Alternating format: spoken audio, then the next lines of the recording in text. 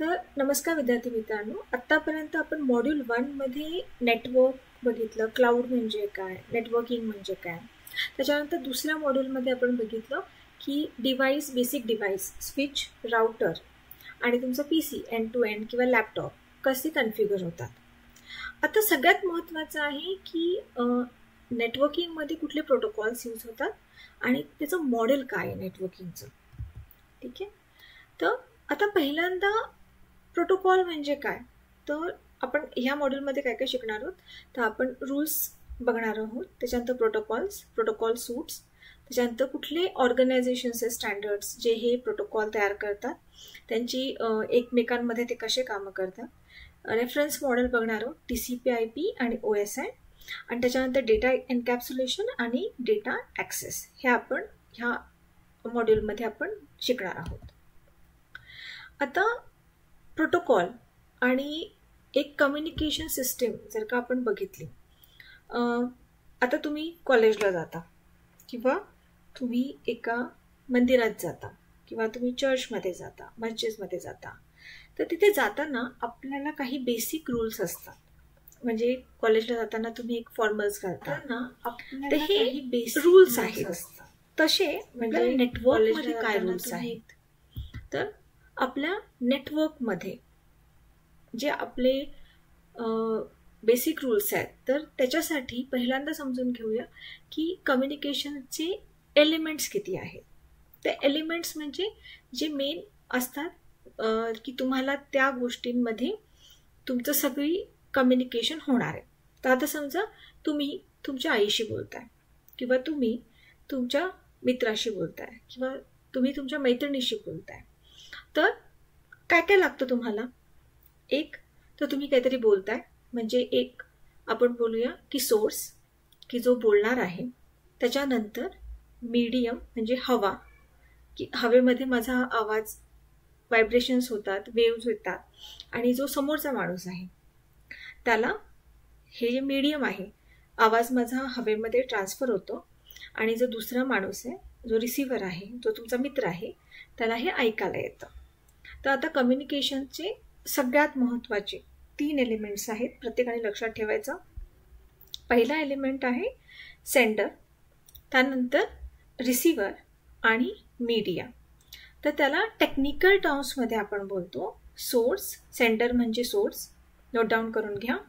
Receiver म्हणजे destination, आणि media म्हणजे चॅनल, की जो चॅनल तुम्हाला एक पाथ प्रोव्हाइड करतो कम्युनिकेशनला. आता हे जे तुम्ही आता मी सांगितलं पहिलं एक्झाम, म्हणजे पहिलं तुम्हाला उदाहरण काय दिलं की तुम्ही तुमच्या मित्राशी बोल. आता तुमचा मित्र जर का तुमच्या बाजूला बसलेला आहे, तर तुमच्या दोघांमध्ये काय झालं, डिस्टन्स किती असणार आहे, फार फार तर 10 मीटर असणार आहे, 20 मीटर असणार आहे. पण विचार करा, जेव्हा हे डिस्टन्स वाढायला सुरू होईल आणि हे डिस्टन्स कव्हर करायला मग तुम्हाला वेगवेगळे चॅनल्स म्हणजे मीडिया वापरावे लागतील. त्यावेळेला तुमच्या नेटवर्कचं जी साईज आहे किंवा त्याची कॉम्प्लेक्सिटी आहे ती खूप वेगवेगळी असेल.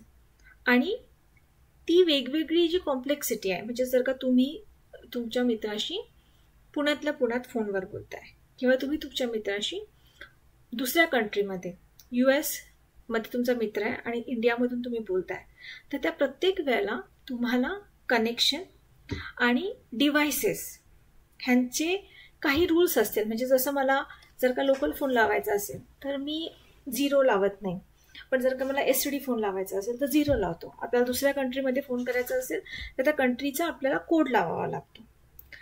तर ह्याला म्हणतात की दोन्ही सोर्स आणि रिसिव्हर काही बेसिक रूल्सवरती ॲग्री झालेले आहेत. ठीक आहे, आता तुमचं कम्युनिकेशन प्रोटोकॉल काय आहे.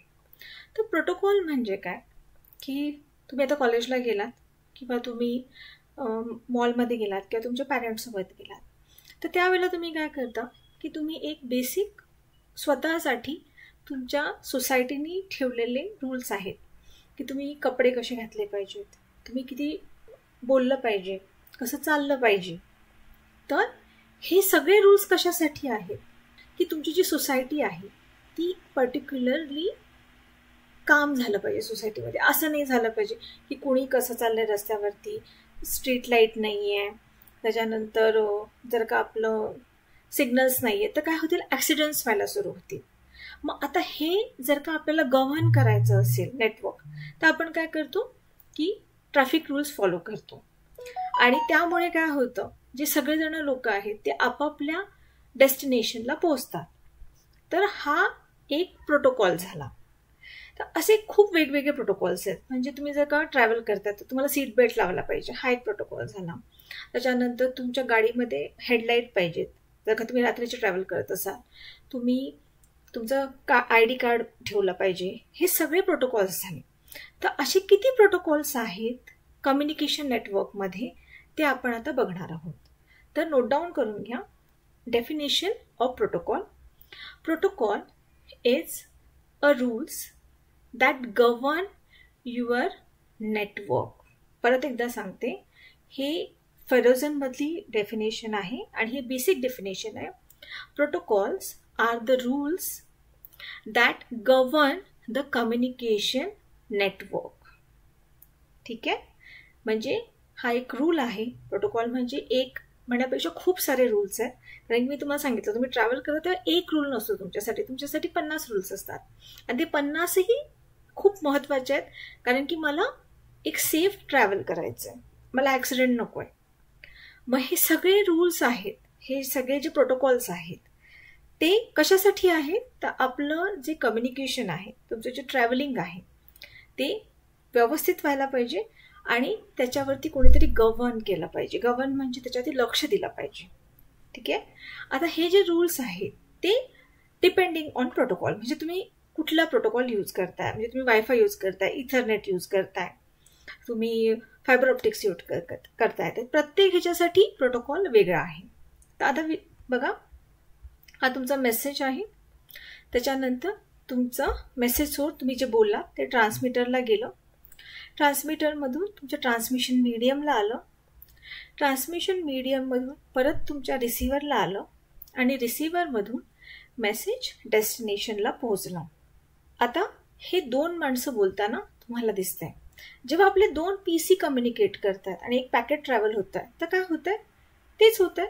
मेसेज सोर्स आहे, त्याच्यानंतर ट्रान्समीटर आहे, ट्रान्समिशन मीडियम आहे, रिसिव्हर आहे आणि मेसेज डेस्टिनेशन आहे.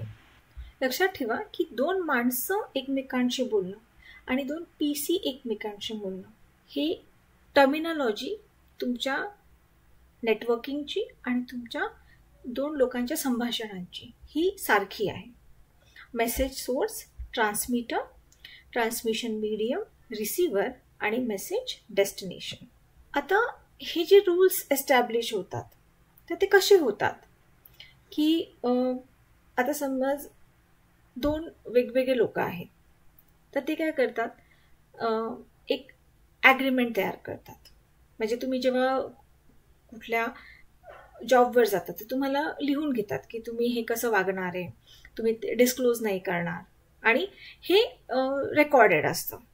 ठीक आहे. आता प्रॉब्लेम काय झाला की एखाद्या माणसाने जर का ते करेक्टली फॉर्मॅट केलं तर ते दुसऱ्याला कळेल, पण एखाद्याने जर का ते करेक्टली लिहिलं नाही, करेक्टली फॉर्मॅट केलं नाही, तर दुसऱ्या माणसाला बिलकुल कळणार नाहीये. तर रूल हा एस्टॅब्लिश करताना फॉर्मॅटिंग आणि त्याचं मिनिंग खूप इझिली कळलं पाहिजे. तर रूल एस्टॅब्लिशमेंटसाठी तुम्हाला काही, म्हणजे जर का तुम्हाला द्यायचे असतील रूल्स म्हणजे प्रोटोकॉल्स, तर तुम्हाला काय काय दिलं पाहिजे, अँड आयडेंटिफाईड सेंडर आणि रिसिव्हर. त्याच्यानंतर दोघांची भाषा सारखी असली पाहिजे. त्याच्यानंतर स्पीड अँड टाईम तुमचा डिलिव्हरीचा मॅच झाला पाहिजे. आणि कन्फर्मेशन किंवा ॲक्नॉलेजमेंट रिक्वायरमेंट्स. म्हणजे आता समजा मी तुम्हाला लेक्चर देते आणि मी फास्ट बोलायला लागले तर तुम्हाला काहीच कळणार नाही. म्हणजेच आपलं काय, स्पीड आणि टायमिंग मॅच होत नाही आहे. हे तुमचा एका मित्र खूप जोरजोरात आणि फास्ट बोलायला लागला, तुम्ही काय बोला, अरे थांब मला परत एकदा सांग. तर तसंच रूल एस्टॅब्लिशमेंटचं आहे. आता नेटवर्क प्रोटोकॉलची रिक्वायरमेंट काय आहे, तर पहिलं आहे message encoding, message formatting and encapsulation, message size, message timing आणि मेसेज डिलिव्हरी ऑप्शन्स. तर आता पहिल्यांदा लक्षात घ्या की कम्प्युटरला मशीन लँग्वेज कळते. मी जर का बोलले हाय, हॅलो, हाऊ आर यू, तर कम्प्युटरला कळणार नाही. कम्प्युटर काय करणार, तो त्याच्या हेक्स किंवा बायनरी किंवा डेसिमल ह्या कुठल्या तरी मशीन लँग्वेजमध्ये तुमचं मेसेज एन्कोडिंग करणार. त्यानंतर ते फॉर्मॅट करणार. म्हणजे जर का ते तुम्हाला मी नोट्स द्यायला सुरू केल्या, तर तुमची नोटबुकमध्ये एका लाईनमध्ये किती 5 शब्द राहत आहे, तर तुम्ही 5 शब्द लिहाल, परत दुसऱ्या ह्याला घ्याल. तसंच मेसेज जे आहे फॉर्मॅट कसं होणार, ते एन्कॅप्सुलेशन कसं होणार, ते तुम्हाला नेटवर्क प्रोटोकॉलमध्ये पहिल्यांदा माहीत पाहिजे. त्याच्यानंतर मेसेजची साईज, म्हणजे 1500 बाईट्स आहेत किंवा 65,000 बीट्स आहेत, हे पहिल्यांदा प्रत्येक प्रोटोकॉलला माहीत हवं आहे. त्याच्यानंतर टायमिंग काय असणार आहे, सिंक्रोनायझेशन तुम्ही कसं करणार, आणि मेसेजचे डिलिव्हरी ऑप्शन्स काय आहेत. तर आता पहिलं आहे मेसेज एन्कोडिंग. म्हणजेच डेफिनेशन लिहून घ्या की ही एक प्रोसेस आहे. ह्या प्रोसेसमध्ये जी तुमची इन्फॉर्मेशन आहे किंवा जो तुमचा मेसेज आहे तो एका दुसऱ्या ॲक्सेप्टेबल, म्हणजे जे तुमच्या PCच्या लँग्वेजला, हार्डवेअरच्या लँग्वेजमध्ये तुम्ही कन्व्हर्ट करता ट्रान्समिशनसाठी, ते आहे मेसेज एन्कोडिंग. आणि डिकोडिंग म्हणजे काय, त्याच्या रिव्हर्स, की जेव्हा मशीनकडे काही मेसेज येईल तो असेल मशीन लँग्वेजमध्ये, म्हणजे बायनरीमध्ये असेल, हेक्समध्ये असेल, तर तो मला दिसला पाहिजे. एक ह्युमन म्हणजे एक माणूस तसं रीड करेल की मराठीमध्ये, इंग्लिशमध्ये, तर ते आहे डिकोडिंग. तर आता ही जी तुमची डायग्रॅम होती, मेसेज सोर्स आणि ट्रान्समिटर, त्याच्यामध्ये कुठला ब्लॉक ॲड झाला, एन्कोडर. आणि रिसिव्हर आणि मेसेज डेस्टिनेशनमध्ये कुठला ब्लॉक ॲड झाला, डिकोडर. आता बघा, तुमची जी छोटीशी डायग्रॅम होती, पहिल्या डायग्रॅममध्ये आपण काय बघितलं, फक्त सेंडर, मीडियम, चॅनल आणि रिसिव्हर. आता ती डायग्रॅम हळूहळू मोठी व्हायला लागली. आता त्याच्यामध्ये काय काय आलं, मेसेज सोर्स आला, एन्कोडर आलं, ट्रान्समीटर आलं, ट्रान्समिशन मीडियम आलं, रिसिव्हर आलं, डिकोडर आलं आणि मेसेज डेस्टिनेशन आलं. आता तुमचं मेसेज फॉर्मॅटिंग. तर मेसेज फॉर्मॅटिंगमध्ये हा एक जनरल फॉर्मॅट आहे. ह्याच्यामध्ये काय असतं, आता बघा व्हर्जन असतं. म्हणजे आता तुम्हाला जर का लेटर कोणाला लिहायचं असेल तर तुम्ही काय लिहिता, प्रिय मित्र, ठीक आहे. जर का ते त्याचं नाव आहे समजा गौतम, तर त्याला त्याचं पूर्ण ॲड्रेस येईल, ओके. त्याच्यानंतर सेंडरचा ॲड्रेस येईल. का, कारण की जर का तो तिथे नसेल तर ते पत्र परत माझ्याकडे यायला पाहिजे म्हणून. कधी लक्षात ठेवा की आपण सेंडरचा ॲड्रेस का लिहितो, जर का माझं पत्र मी ज्याला पाठवलेलं आहे तो माणूस तिथे नसेल तर माझं पत्र परत यायला पाहिजे माझ्याकडे, ते दुसऱ्या कोणाच्या हातात लागू नये आणि माझी जी इन्फॉर्मेशन आहे, जे मेसेज आहे, त्याचं कोणी मिसयूज करू नये. हे कधीही लक्षात ठेवायचं की हा फक्त फॉर्मॅट नाही आहे, ह्याच्यामध्ये तुमची सिक्युरिटी आहे. जर का तुमचं पत्र तुमच्याकडे आलं नाही परत आणि त्या माणसालाही गेलं नाही, म्हणजेच ते कुठेतरी गहाळ झालं, त्याचा कोणीतरी दुरुपयोग करू शकतो, ठीक आहे. तर आता तुमचा जो मेसेज फॉर्मॅट आहे तो टाईप ऑफ मेसेज आणि चॅनलवरती अवेलेबल आहे. तर त्याच्यामध्ये हे कॉमन काही फील्ड्स आहेत. तर पहिलं आहे व्हर्जन, त्याच्यानंतर आहे traffic class, flow label, payload length, next header, hope limit, source IP address आणि डेस्टिनेशन IP ॲड्रेस. आणि तुमचं हे 1 बाईट असू शकतं, 2 बाईट, 3 बाईट, 4 बाईट आणि हे 40 बाईट्समध्ये. तर हे तुमच्या प्रोटोकॉलवरती डिपेंडंट आहे. तुमची मेसेज साईज काय असते, मेसेज साईज म्हणजे काय की तुमच्या एका एन्व्हलपमध्ये तुम्ही किती पत्र, तुमचं किती वजनाचं असेल.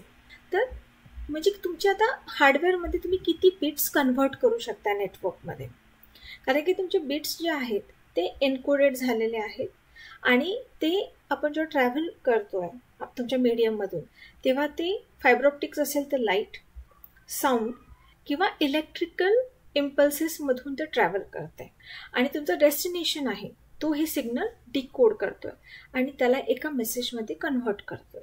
त्यामुळे तुम्हाला खूप महत्त्वाचं आहे की तुमची साईज किती असणार आहे, कारण की तुमचं जे हार्डवेअर आहे ते कॅपेबल हवं आहे त्या लाईटला कन्व्हर्ट करायला किंवा इलेक्ट्रिकल जे सिग्नल्स येणार आहे त्याला कन्व्हर्ट करायला. म्हणून तुम्ही बोलता बघा की माझं आता कम्पॅटेबल नाही आहे किंवा माझा स्पीड मॅच होत नाही हार्डवेअरचा, तुम्ही लगेच नवीन मोबाईल घेता. कारण की नवीन त्याच्यावरती काय होऊ शकत नाही. तर ह्याचाच अर्थ काय की जो तुमचा 5G किंवा 6Gचा स्पीड आहे तो तुमच्या जुन्या मोबाईलच्या हार्डवेअरला सपोर्ट नाही करत आहे. ठीक आहे. आता मेसेज टायमिंग. तर मेसेज टायमिंगमध्ये काय आहे, flow control, response time out आणि ॲक्सेस मेथड. तर फ्लो कंट्रोल म्हणजे काय की जो तुमचा रेट आहे ट्रान्समिशनचा आणि रिसिव्हिंगचा तो मॅच झाला पाहिजे. नाहीतर काय होईल, समजा तुम्ही पाईप लावली आणि एक ड्रम ठेवला आणि तुम्ही काय करता, पाईपनी पाणी सोडून देता त्याच्यामध्ये. तो ड्रम भरेपर्यंत तुम्हाला पाईपचं बंद केला पाहिजे कॉक. जर का तो तसंच सुरू राहिला तर काय होईल, ओव्हरफ्लो होईल आणि जे पाणी खाली पडलेलं आहे ते वेस्ट होऊन जाईल. तर फ्लो कंट्रोल त्याच्यासाठीच आहे. जर का मला कळालंच नाही की डेस्टिनेशनला वेळ लागतोय डेटा प्रोसेस करायला, तर माझे पुढचे पॅकेट्स काय होईल, तो डिस्कार्ड करायला सुरू करेल. डिस्कार्ड म्हणजे तो घेणार नाही आणि मग मला परत रिट्रान्समिशन करावं लागेल. म्हणून फ्लो कंट्रोल हा मेसेज टायमिंगमध्ये खूप महत्त्वाचा आहे. त्याच्यानंतर रिस्पॉन्स टाइम आउट म्हणजे आता मी मेसेज केला A पासून B पर्यंत, तर मला माहिती आहे A पासून B पर्यंत जायला 20 मिलीसेकंड लागतात. जर का 20 मिलीसेकंडमध्ये म्हणजे 20 यायला 20 जायला, जर का मेसेज गेला परत त्याचा मला रिप्लाय आला पाहिजे, ॲक्नॉलेज आले पाहिजे की मेसेज रिसीव्ह झालाय. तो जर का 20 आणि पुढचे 40 मिलीसेकंडमध्ये आला नाही, म्हणजे मला तो मेसेज परत रिट्रान्समिट करावा लागेल, त्याचं परत रिप्लाय करावा लागेल. तर ह्याला म्हणतात रिस्पॉन्स टाइम आउट. म्हणजे तुम्हाला कळलं पाहिजे की ॲक्नॉलेजमेंट काय होणार आणि ॲक्नॉलेजमेंटचं पुढे काय करायचं. त्यानंतर आहे की ॲक्सेस मेथड, की समजा दोन जर का तुमचे मेसेज आहेत ते कलोजन झाले, म्हणजे एकाच वेळेला 2 पॅकेट्स झाले किंवा तुमचं करप्ट झालं एखादं मेसेज, तर तुम्ही काय करणार. दुसरं की एकच प्रोटोकॉल आहे, तो प्रिव्हेंट करणार कोलोजन किंवा ते सांगणार की कोलोजन झालं आता परत तुम्ही रिट्रान्समिट करा. तर ह्या ज्या ॲक्सेस मेथड आहेत, म्हणजे एकाच वेळेला एका चॅनलवरती 2 पॅकेट्स आले आणि कलोजन झालं, म्हणजे 2 पॅकेट्सची टक्कर झाली आणि डेटा करप्ट झाला, तर तुमची ॲक्सेस मेथड म्हणजे रिकव्हरी करायची काय मेथड आहे ती महत्त्वाची आहे. तर मेसेज टायमिंगमध्ये काय आहे, flow control, response time out आणि ॲक्सेस मेथड. आता जे तुमचे मेसेज डिलिव्हरी ऑप्शन्स आहेत ते 3 प्रकारचे असतात. पहिला असतो युनिकास्ट, त्याच्यानंतर मल्टीकास्ट आणि ब्रॉडकास्ट. युनिकास्ट म्हणजे 1-to-1 कम्युनिकेशन, म्हणजे तुम्ही तुमच्या मित्राशी बोलताय. मल्टीकास्ट म्हणजे 1-to-many, म्हणजे तुम्ही क्लासमध्ये उभे आहात आणि तुम्ही अनाउन्समेंट करताय, तर सगळ्यांना एकाच वेळेला ऐकायला जात आहे. सॉरी, मल्टीकास्ट म्हणजे this is not multicast, this is broadcast, की तुम्ही क्लासमध्ये उभे सगळ्यांना एका वेळेला ऐकायला गेलं. मल्टीकास्ट म्हणजे काय की तुम्ही सोर्स एकच आहे आणि तुमच्या जर का 4 मित्रांपैकी तुम्ही फक्त दोघांना व्हॉट्सअप केलं, तर दिस इज अ मल्टीकास्ट. ठीक आहे. तर हे तुमचं युनिकास्ट, त्याच्यानंतर मल्टीकास्ट आणि हे ब्रॉडकास्ट.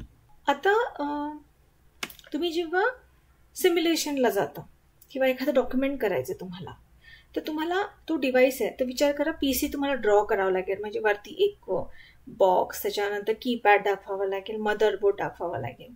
तर त्याच्यासाठी आपल्याला नेटवर्किंगमध्ये काही रिप्रेझेंटेशन दिलेले आहेत. तर तुम्हाला जे डिव्हाइसेस आहेत ते जर का तुम्हाला दाखवायचे असतील आयकॉन म्हणून, तर तुम्ही ते एका सर्कलनी दाखवू शकता. तर हे आहे युनिकास्ट, एक सोर्स आला, एकच डेस्टिनेशन. मल्टीकास्ट एक सोर्स आहे, 3 डेस्टिनेशन.